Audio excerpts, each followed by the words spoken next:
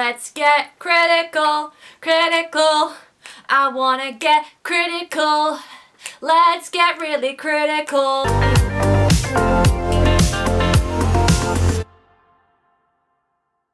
Hey guys, it's Amy here, back again with another video. In any industry, criticism is unavoidable, and it is wrongly marked as a bad thing. The stereotypical critic who is snooty and hates everything they come across and thinks that their opinion is worth their weight in gold is a very wrong perception of criticism. This stereotype also makes people very concerned about having their work up for criticism, as they think people are gonna just end up trashing on their work. On the flip side, there are some entitled people with experience or attachment to their pieces of work that any criticism that they receive towards their works just makes them want to push it away and wish they had never listened to them in the first place. Either that or they do everything in their power to prove that critique wrong. There have been some points in my life where I felt that critiquing my work would end up in either situation, where I didn't think that I needed it or that I was seriously afraid that people were going to trash on my work. I quickly learned that was wrong, and I'm going to teach you that it's wrong as well. Here are 7 ways for you to handle criticism. Most of these points are mainly in terms of how I wrote my novel, because that's what I've gotten the most criticism for. Number 1,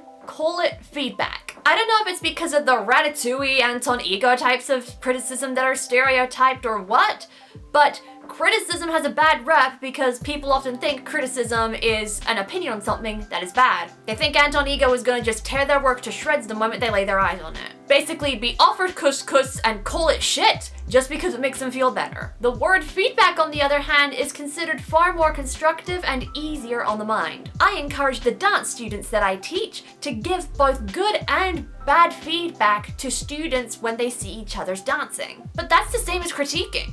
That's the main reason that people are afraid of criticism and to take that step to ask for feedback. They are worried that there won't be anything good about their work that others see. They just think that when somebody else sees it, that it's bad. If there is somebody who just considers everything bad, you need to drop them out of your critiquing and creative processes. Critiques are there to identify your strengths and your weaknesses. You want validation that you're doing a good job, right? Number 2, you won't please everyone. That being said, there are a few people who think their work is God's creation, God's gift to the earth, like they're the god Apollo or something. Even God created imperfect things. And yes, your passion project is one of them. My guilty pleasure is watching people argue over something small and insignificant, like whether somebody likes licorice or not. Because some of them are writing essays about how everybody who hates Nutella should go to hell, when really it doesn't matter. It's an opinion that isn't harming anybody. Thus, pleasing everybody isn't going to work.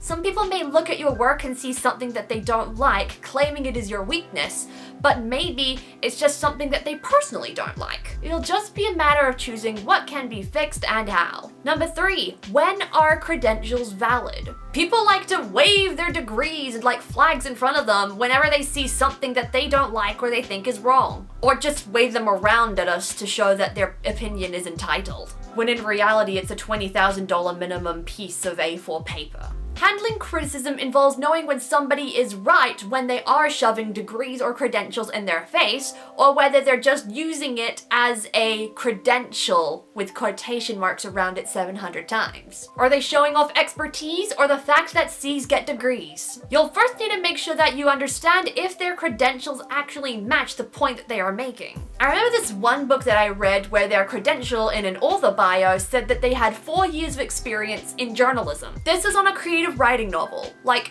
one of these things, like the one that I have coming out July 22nd, ASTER'S CODA exposure, pre-order now in the description. And guess what? Mr. Journalism credential had a very, very terribly written book. That's not to say that all journalists are bad writers. You'll next need to consider whether you wanted to be critiqued on a certain point that the degree-waving asshole was flying in their face. And also the tone of language and other people's opinions, and so on. Leading on to number 4, a single voice isn't a loud enough voice. Would you eat a pile of shit just because somebody told you to? If one person identifies an issue in your work, that doesn't mean you have to take it up. If many people say it's an issue, then it's definitely something you need to consider. But unless you instantly and directly agree with this issue when somebody points it out, you do not have to go with it. There is a reason that multiple signatures are needed for petitions, because one voice isn't always enough proof that something is wrong. Many people find this an issue because if they think that one person sees something wrong, then everybody else in the world will agree with them. But they could be an outlier in your data. You don't have to listen to everyone's very single and minute opinions. Leading on to number 5, you don't have to listen.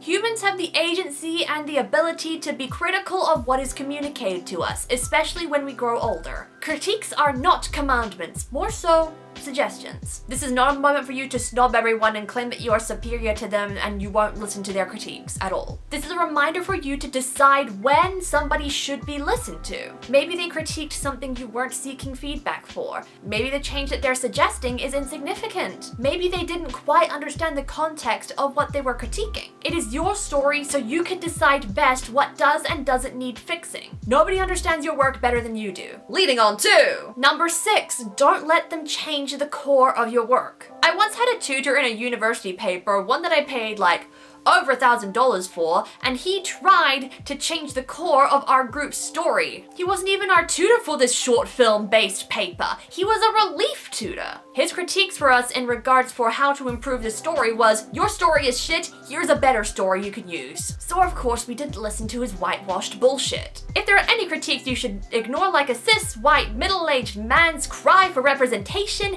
it should be critiques that change the core of your work and your story. Because it's basically them saying I don't like it at all and that it should be better. But this is your story, your project, not theirs. Don't listen to the wannabes who couldn't create what you have created yourself. Leading on to...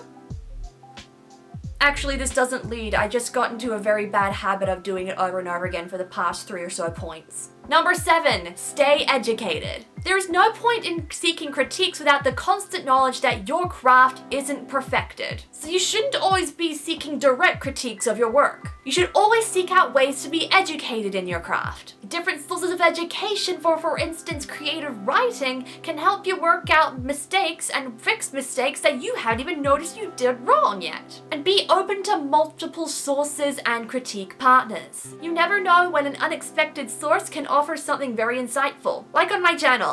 Put down in the comments an insight that you got from one of my videos that you hadn't thought of before. And that's all for this video. If you enjoyed this video, be sure to give it a thumbs up and subscribe if you are new around here. Ring that bell so you can find out when I post more creative content. ASTER'S CODA Exposure comes out July 22nd. It's available for pre-order now. All your links are in the description. You can also check me out down below on my Instagram, my Twitter, and my website. Stay creative, everybody, and I'll be seeing you in the next video.